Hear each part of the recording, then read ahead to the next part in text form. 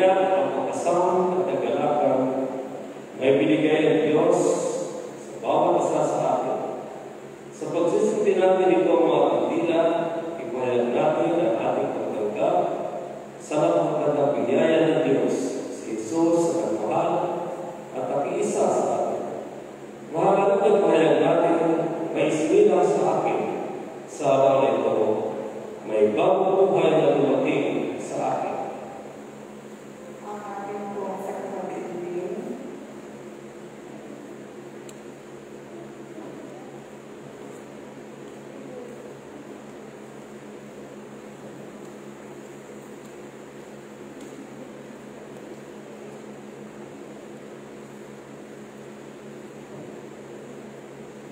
Nagpapasalamat kami sa iyo, Ama, sa pagpapadala mo sa amin ng iyong anak, si Jesus. Naniniwala kami higit na mabuti ang magbigay kaysa tumangga. Higit na mabuti ang iyong pagmamahal kaysa anumang regalo ng mga alay namin natatanggap. Nawa ay tanggapin ka namin at pasalamatan at tulungan. Hindi lamang sa salita, kundi sa pagsunod sa iyong halimbawa ng tamang pagbibigay sa pamamagitan ng Yesu Kristo. Amen. Panginoon, nangako ko na nanatili ka sa piling namin hanggang sa katapusan ng mundo. Nawa ay lagi namin madama ka namin. Maratatin mo maghari sa amin ang pagkakaisa, pagmamahal at pag-uunawaan at pagmamalasakit sa isa't isa. Hindi lamang ang pasto, kundi sa bawat araw ng aming buhay. Ilang na hindi napapawi, isingin ang aming pananampalataya. Pagsisihan natin ang ating mga pagkasala sa Diyos at sa ating Ama. Lumuhod po ang mga.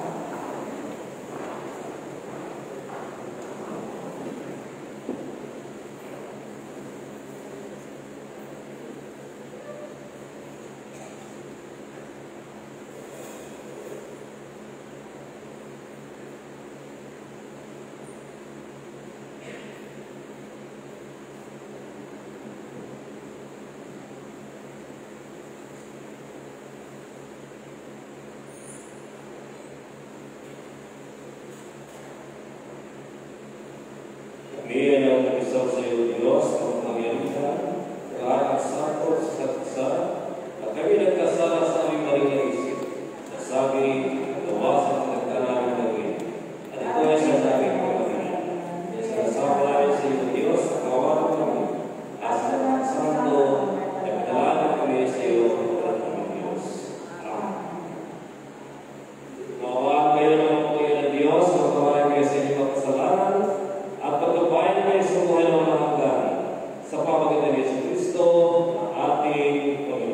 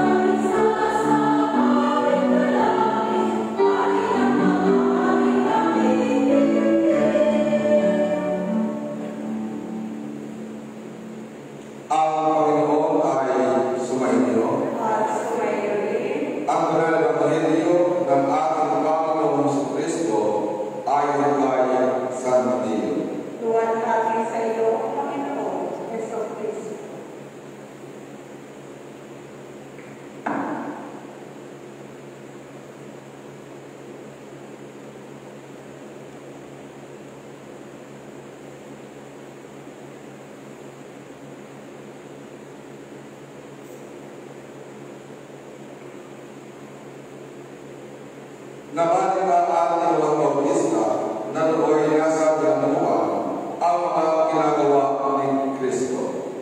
Kaya nagsugo si Juan ng kanyang mga alagad at itinatanong sa kanya, "Kayo po ba ang ipinangakong paririto o maghihintay pa kami ng iba?" Sumagot si Jesus, "Bumalik kayo kay Juan at sabihin sa kanya ang inyong narinig at nakita. Nakakikita ang mga bulak, nakalalakad ang mga bilay, gumagaling ang mga tungin, nakaririnig ang mga bingi, muli nabubuhay ang mga patay, at pinangangaral sa mga dukha ang mabuting balita. Mapalad ang taong hindi nag-aalinlangan sa akin." Pag-alis ng mga alagad ni Juan, nagsalita si Jesus sa mga tao tungkol kay Juan. "Bakit kayo lumabas sila? Ano ang ibig ninyong makita? Isa bang tambok na inuukoy ng hangin? Ano nga ba ang ibig ninyong makita? Isang taong may maringal na kastutan? Ang mga nagdarating ng maringal ay nasa palasyo ng hari. Ano nga ba ang ibig ninyong makita? Isang propeta? Oo. At sinasabi ko sa inyo, higit pa sa propeta, sapagkat si Juan ay tinutukoy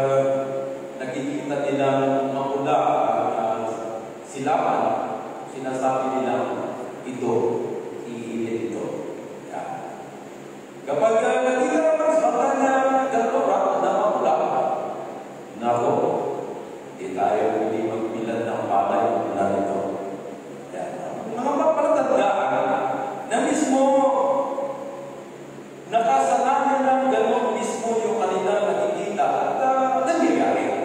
Kaya mismo, ito'y naging yung palatandaan na mismo na naging action, naging gawa na dapat paghandaan. No? Kaya nga mga kapatid, maging sa mga desisyon natin, nagdaan tayo din ng mga palatandaan kung ano yung mga maaaring mangyari. Bakit tayo kapag-design? Sinasabi na noon, kapag halimbawa, kapag in-invite tayo ng mag-tour o mag-travel, minsan hindi tayo kapag-design na kung tayo ba ay sasama o hindi. Naghihintay mo yan ng mga signs. Kapag bumunin yung mga tungkol din sa hindi natin, sabi, sasama, hindi, tuko, hindi, tuko, sasama. Pagka-tuko, sasama. Doon, no? Mismo kapag bumunog yung tuko at sinusunod sasama, hindi. At naglas doon sa tunog ng tuko na sasama yung tunog yun. So yun yung mga palatandaan mismo na kapag minsan nagkaanan tayo kung ano yung mga desisyon na maaari natin pakita para bago tayo mag-decide, no? Minsan maging sa pag-aasawa kapag ginano mga dalaga na kapag pananginin yung gown na suot nila, sa'yo na ito ng mag-asawa na, no? Yan, minsan gano'n. Kaya minsan yung mga dalaga, mga binata rin, nakabutan din suko dahil sa kahanan ng sign, no? Pero mga kapatid sa mga palataya, may mga palatandaan na mismo ang ating pagdating ng Panginoon ay gano'n na magiging sa ating mga first reading kanina. Ayon doon sa pagkakapit ng Isaiah, kung paano yung palatandaan ng pagdating ng manunubos. And then, nagpapakita ito kung ano yung mga maaaring mangyayari na ito'y tanda ng kanyang pagdating. Yan. And ever noon mismo, ang sanggol na isinilang sa sapsapan, nagpakita ng palatandaan upang ito ay matundog ng mga pangkas. Kasi kung wala yung sign, yung ilaw, yung tanda na nagbigay ng guide para sa kanila, ay hindi nila masutuhan yung sanggol doon sa sapsapan. Kaya mismo, marami signs na ito'y naging dapat upang sa ganun ay matuto natin or kung kinalungkunan ng sanggol or magkaroon tayo ng mga desisyon. And then, kung paano natin ay masimulan at gawin kung ano yung mga narapapat mo natin simulan or maaaring gawanan. No? Kaya mga kapatid,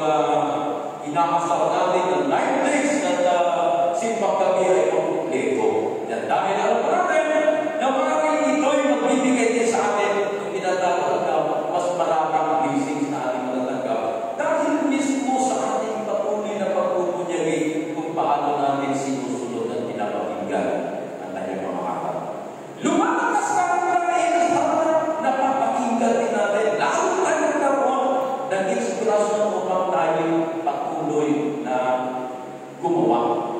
Dahil alam po natin na kapag marami tayong napapakinggan at natutunan tungkol sa kanyang pagkakabit, lalo tayong tumitibay, lalo tayong tumatatag.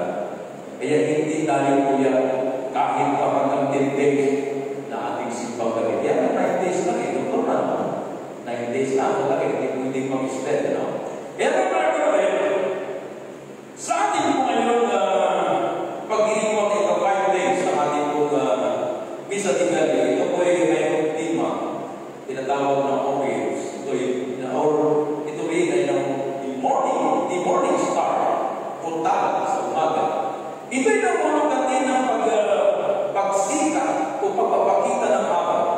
Ang pinakamahalagang palatandaan nito ay ang pagpapakita ng araw ay kung paano nagbibigay sa atin muli ng panibagong buhay bilang tayo ng mga manampalataya.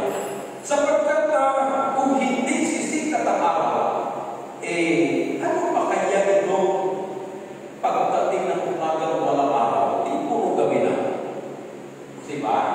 Sabi nga nung huwag tayong mawalan ng pag-asa hanggang mayroong araw sa silangan. Diba? May isang kawin din yan hindi ko na alam kung bakit na hindi na proclaim na may silangan pa. Pero huwag tayong mawalan ng pag-asa hanggang nandyan sisikat ang araw sa silangan tuwing umaga. Yan, ha? Kaya mga kapatid, minsan, may mga nawawalan ng pagsikat. Lalo na kung lumilipas yung kanilang mismong panahon ng kasikatan. Kaya sa akin ito sa mga dalaga, binata na umaabot ng 40 to 50 years old, minsan sabi nila wala nang pag-asa. Pasungkoy galing. Pero, kapatid, huwag kayong mawala ng pag-asa sapagkat dapat ay huwag niyong isipin palagi na kayo sa sumpuhan. Dapat ay palagi sa sumpuhan. Diba? Dito, so, huwag kayong mawala ng pag-asa sapagkat ang ating mismo ngayong dapat pananaw ay sa sumpuhan palagi dahil nandiyan ang pag-asa. Kapag tayo mismo nakalimot sa sumpuhan, hopeless tayo doon. Kasi palubog na yun eh. Kaya na, kailangan palagi doon tayo nakatulong sa sumpuhan sapagkat ang pag-asa natin sisikat ulit ang panibagong araw. Yan ang mga kapatid, ang pagkatawang tao ni Jesus Cristo ay isa itong palatandaan upang tayo ay kanyang samahan. Samahan upang ipakita kung ano yung mga mabubuting gawa batay sa pagsunod natin sa mga araw o kautusan. Sapagkat kung walang mapapakita ng isang pagsasabuhay ito kung paano natin gawin at ikapabuhay ang mga araw na ito at magpapasailalim tayo doon sa tinatawag na kautusan, hindi natin ito magagawa. Diba, minsan sa mga pictures, aside doon sa lectures, mayroon akwal na dapat na ipakita upang sa ganon, lalong mas maunawaan ng mga estudyante kung ano yung dapat magawa. Kasi kapag puro lang lecture, theory, without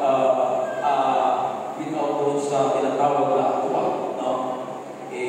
Mahirap maunawaan. Kaya ngayon, yung mga estudyante, hirap na hirap eh. Mismo sa Tugis Master, yung mga estudyante rin sa amin, uyat kami former kaya dahil sa module, at hirap talaga yung kindihin.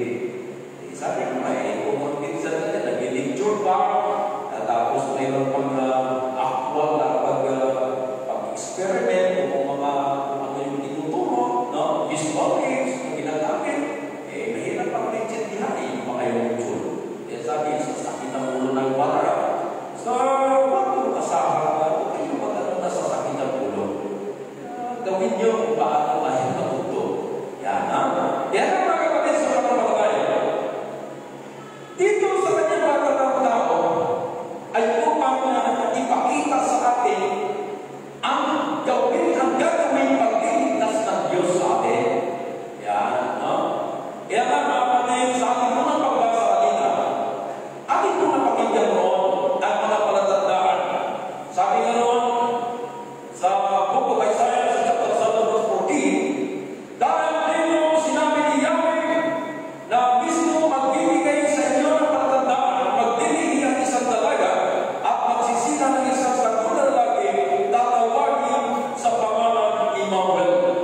Immanuel na ibig sabihin ay hindi siya kundi ito'y ang makasama natin ang Panginoon, ang kanyang presensya.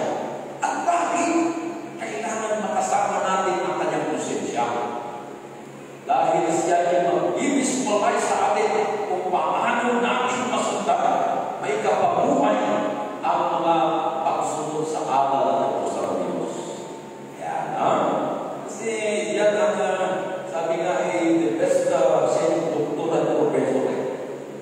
Jesus Christ, kung bakit itinuro niya ang mga bagay na dapat natin matutunan. Nang sa gayon, makita mismo sa ating mga gawa, sa ating pamumuhay, kung ano mayroon tayong pagsunod at kung paano sumasabi ang presensya ng Diyos. Dahil mismo, sinasabi sa ating mga italong pagbasa kanina sa sulat, thankful kayo dito, sa chapter 2 verse 4 of 15, na dahil dito, itinuturo kung paano tayo sumunod doon sa nakuwas ng aral. Kaya mismo doon sa ating mga napakinggan kanina from the second meeting, ay kung paano tayo mabuhay. Una, maging mahinahon sa pagsasalita. Hindi yung mapagsasalagi. Di ba, Dr. Joe, yan ang sabi ko mga kagabi, ako ko'y nag-last night ko sa Shenda. Mismo, hindi na ako nagsalita. Kasi, ano lang, relax lang. Basta, pinulpang ko naman yung lahat ng mga gamit, dala namin. O kayo na lang, bahala ko, nandyan kami aalis na. Ganun naman. Para wala ko masyadong pagtatalo ng Dr. Joe. Basta, pagkatapos ko ng last night na mag-service Lord, okay, pull up na tayo. Yan, no? Anyway, basta nagawa na natin ang ating obligation na makapag-serve sa kanila. Yan, no? Kaya mga kapatid, ipinapakita roon kung paano sa atin ang Diyos dahil naging mahinahon tayo sa pakikitulong ng darap maging sa ating pag-uusap. Yan, no? And then, malinis ang ating isipan at buhay. Itinuturo doon kung paano maging malinis ang ating isipan. Pangatlo ay maging sa pamumuhay natin makita yung kabanalan palagi. Kapag mismo ganon yung ating nagre-reflect mismo sa ating mga galaw, sa ating mismo pananalita, sa ating mismo mga ginagawa, nagre-reflect dyan, sumasabi ang Diyos. Kaya na mga kapatid, kaya na yung sabi ng prophet ay sinabi ni Isaiah, makakasama natin ang Diyos. And then, siya mismo yung nagturo kung paano natin makapuman, nakasama rin natin ang ating Diyos. Practical style. Maraming palatandaan doon kung ito ba ang Mesiyas na dumating na sa Panginoon na inihahandap niya ang kanyang daraanan. Dahil yun mismo, naging questionable yung kanyang pagdating. Kung ikaw mo naman isisilang mo sa isang kalagayan na hindi roon sa St. Luke's ipinanganak or kung saan ka mga sikat na mga hospital doon ka sa Sabsaban at anak ka ng isang ordinaryo mamayan, hindi isang kongresista o di kaya ay senador. Si Jose, isa rin, hindi rito isang abogado, isang karpintero ordinaryo. Kaya marami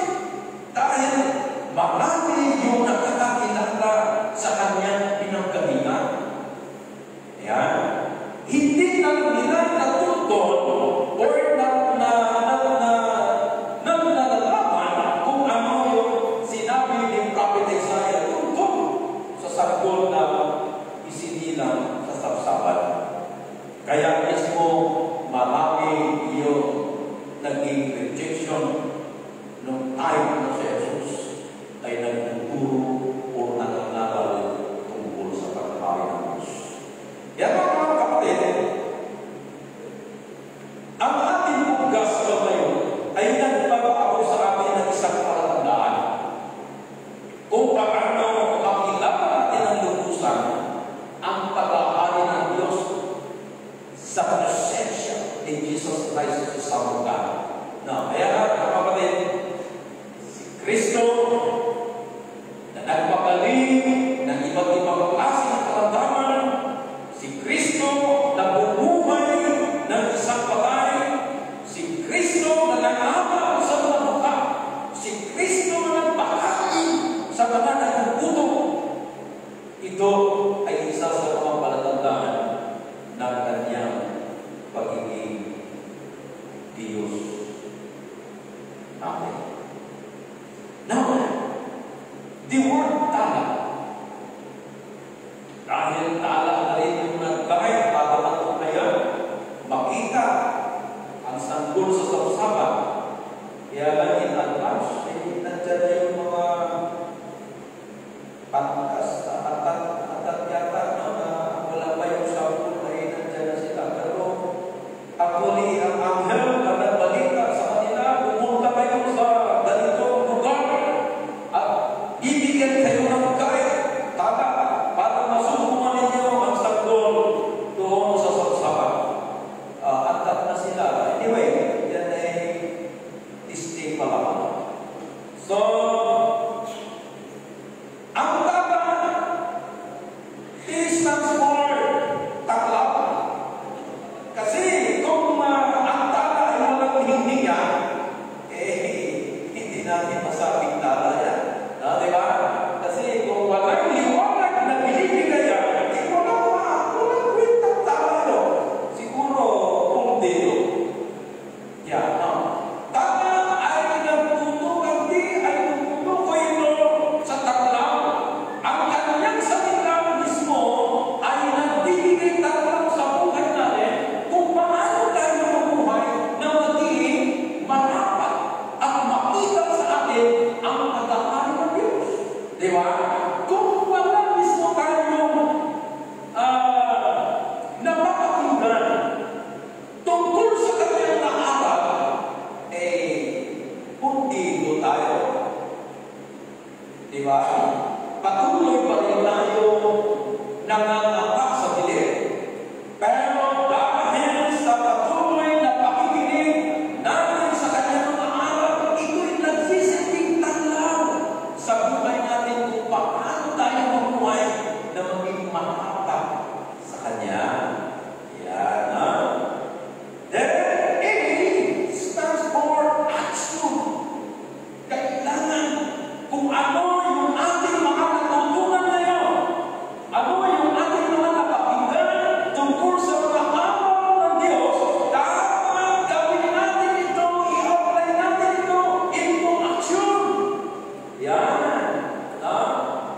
Father, action like Jackie Chan, Fernando Go, sino pa ito? Hindi yung mga actions talo, hindi ay kung paano natin ngayon ikinapapabuhay, kung ano yung ating mga natutunan, kung ano yung ating napapakinggan tungkol sa mga ituturo ng Diyos na dapat natin gawin. Sinasabi ngayon sa aklat dito sa Matthew sa chapter 2 verse 3, sabihin mo sa mga matatandang babae na sila'y mabuhay na marami katagalan at magturo ng mabuti. Sa verse 4, sinabi mo, upang makakain sila ng mga kabataang babae. Mismo doon sa mga pinapakita ng mabuting gawa para atin ito upang maka-encourage tayo ng iba. Kasi kung may influensyahan tayo ng mga mas hindi magandang gawa, kailangan po tayo maniligaw.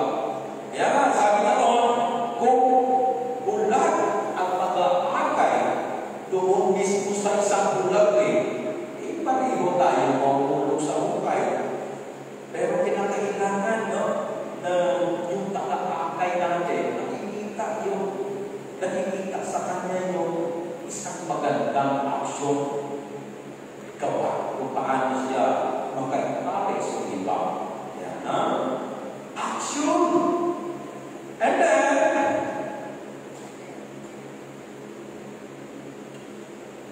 Il uli.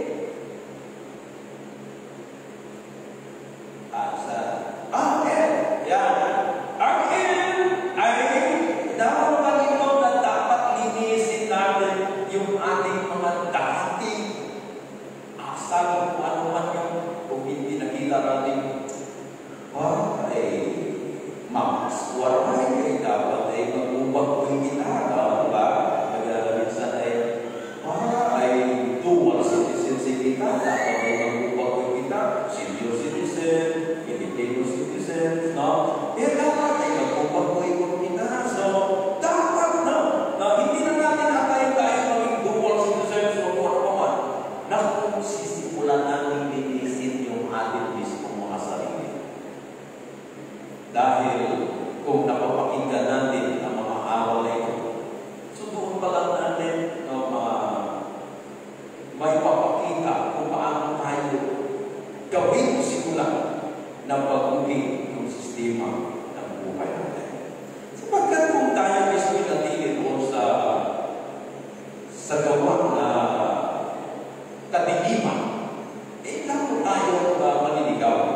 Kaya, linisin ang dating pagkatao. Ito isang palatandaan kung paano tayo nabubuhay na kasama natin ang Diyos.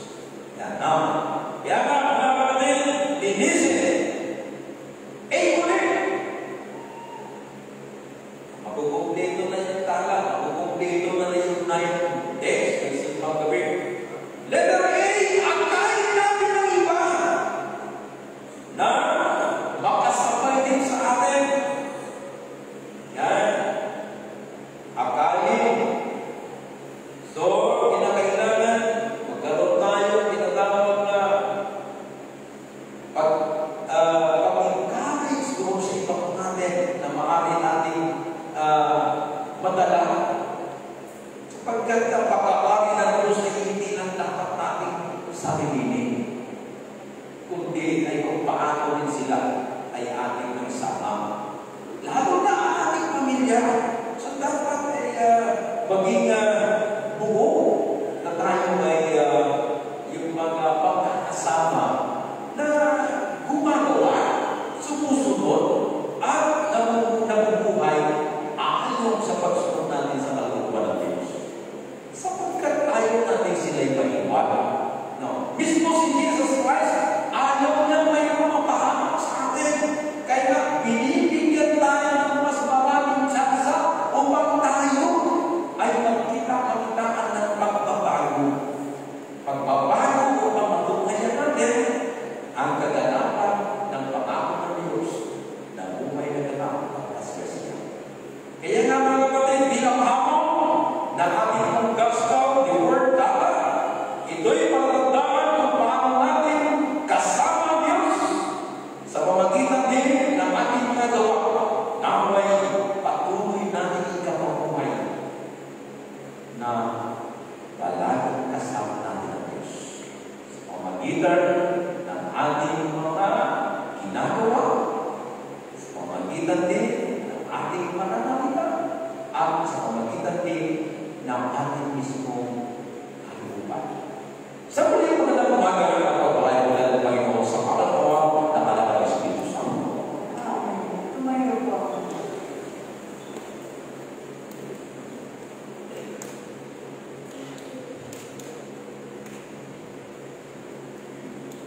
Sumasama tayo nag-iisip sa Diyos sa kapangyarihan, lagay ka ng langit ng lupa, ang anak at pinagpili. Sumasama tayo nag-iisip sa Panginoon sa Kristo, utumanan ng Diyos at nasa mga tao sa walang pagkakas. Diyos po sa Diyos, ay walang mga salipan. Diyos sa Tuho po sa Tuho, na anak at pinilika, ay sa Diyos na Ama. Sa pamagitan niya, nagkakaroon para sa atin, tao sa ating kaligtasan. Sa pamagitan ng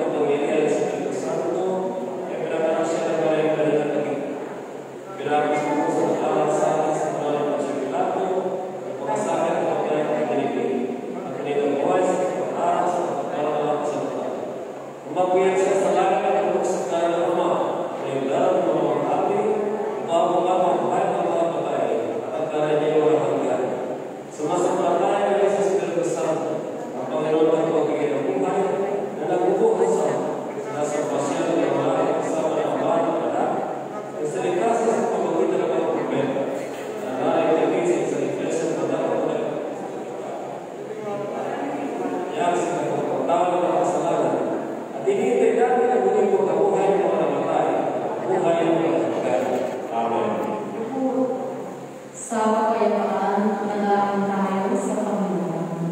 Sa ikapapayapa ng sanlibutan, upang yumaon ang iba ng pagkagalangan ng mga bansa at mga tao sa isa't isa, manalangin tayo sa Panginoon. Para sa banal na Iglesia ng Diyos, lalo-lalo na ang Iglesia sa Opiuman, upang mapustos nawa ito ng katotohanan at pag-ibig at manatili walang wali-lunis hanggang sa araw ng kanyang pagdating, manalangin tayo sa Panginoon. Para kay Lili na ating Obispo Maximo, kay Ronelio na ating Obispo, at para sa lahat ng pari at ibang mga ministro, at para sa buong banal na bayan ng Diyos, manalangin tayo sa Panginoon. Para sa lahat ng umiibig sa Diyos at sumasampalataya kay Kristo, upang ang ating pagkakahati-hati ay mawala at ang lahat ay magkaisa, manalangin tayo sa Panginoon. Para sa gawain ng buong Iglesia, na sa pamamagitan ng natatang pagsabi ay pagkagnawa niya ang Ebanghelyo sa lahat ng dako ng daigdig, manalangin tayo sa Panginoon. Sa lahat ng pinagkakatiwalaan ng gawaing pambansa, lalo-lalo na si Rodrigo na aming Pangulo, si Eliano Jesus na aming Congressman, Jose ang punong lalawigan, Lina Alejandra na aming punong bayan, upang sila naway maging makatarungan, tagapagtaguyod sa karangalan at makapagbigay ng kalayaan sa lahat ng tao, manalangin tayo sa Panginoon. Sa ikapagpapala ng gawain ng lahat ng tao, sa wastong paggamit sa kayamanan ng sanlibutan, upang mailigtas ang sangkatauhan sa pagkagutom at kapahamakan, manalangin tayo sa Panginoon. Para sa mga maragda, sa mga inaati, sa mga may sakit, lalo-lalo na kay Sister Eve Praderas at mga nagpupusa, upang sila naway maisa ng hirap at mapangalagaan, manalangin tayo sa Panginoon. Para sa kongregasyon ito, para sa mga narito ngayon at sa mga wala rito, upang tayo naway maiadya sa mga katigasan ng puso at maipamalas ang kanyang kalwalhatian sa lahat ng ating gawain, manalangin tayo sa ating Panginoon. Para sa ating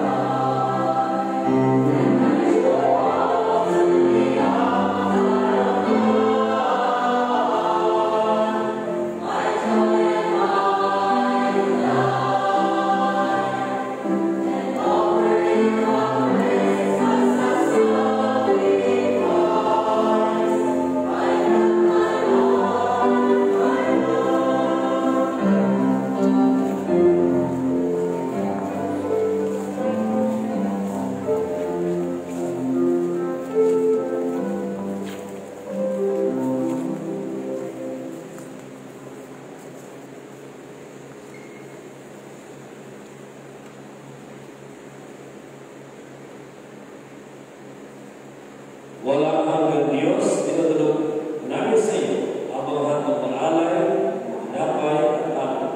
Marapat ang pagkapi ng mga handang na ito bilang pagdala namin pag-alay at amin sa kinisay. Nawa sa pamagitan nito ay magkagawa namin ang lahat ng kawan.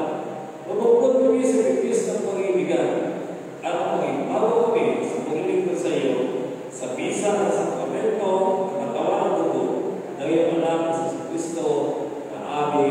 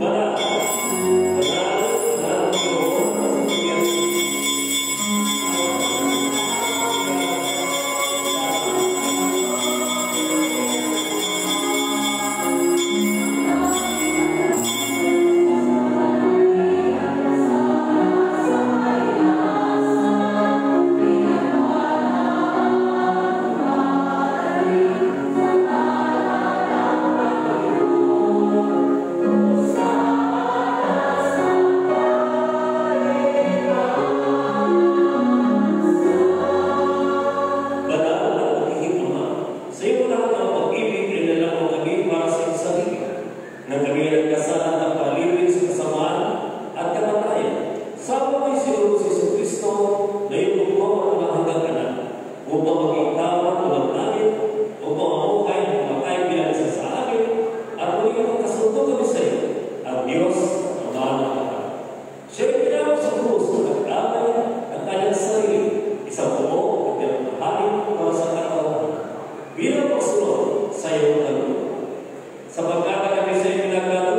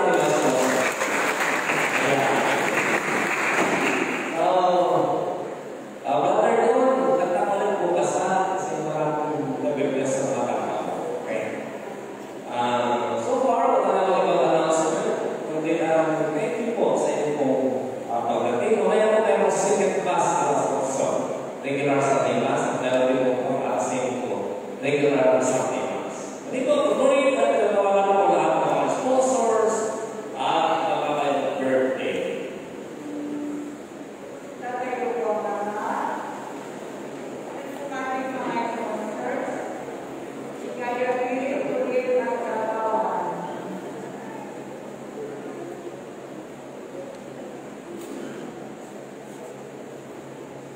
Dito po tayo sa mga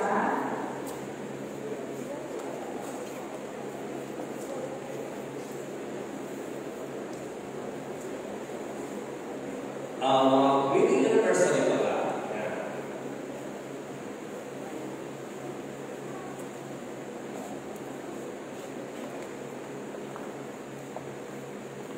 Tayo po dakila naman ano po kayo sa inyong harapan ang mga nagsuselebrate ang kanilang anniversary ng isang degree. Ganon din araw ng kapamanakan at ang mga sponsors sa ngayon po. Salamat naman sa inyong pinalalakas. Pinalalakas ninyo ang kanilang spirito upang malabanan ang antok at pagod. Ganon din, Panginoon, salamat din sa pag-aalay nila ang kanilang sarili na sa living sacrifice para sa inyo. Ang kanilang puso, ang kanilang kaluluwa, ang kanilang pamilya, Panginoon, ay patuloy na ilahanin sa inyo. Pagpalain niyo po ang nagdiriwa ang kanilang araw ng kasal. Naway higit pa nila silang palakasin sa pagmamahalan at kung mayroon mga magsunod na gagawin sa kanila sa panahon na mga magsunod na ito, Panginoon, kayo mo bumagit na at manatili ang kanilang katapakan at pagmamahalan sa bawat isa. Ganon din sa mga birthday celebrants, patuloy niyo po igalan sila kahit ang mga maraming birthday. Nasa mga sponsors, Panginoon, salamat po at patuloy niyo pinanalahanan ang kanilang tahanan. Kayo po mauna sa buhay nila, ilayo sila sa mabigat ng puso at karamdaman at ang kanilang kaya ng puspos ang kaligayahan at pag-ibig sa isa't isa. God bless you, the Father, and of the Son, and of the Holy Spirit. Amen. Ayan. Congratulations.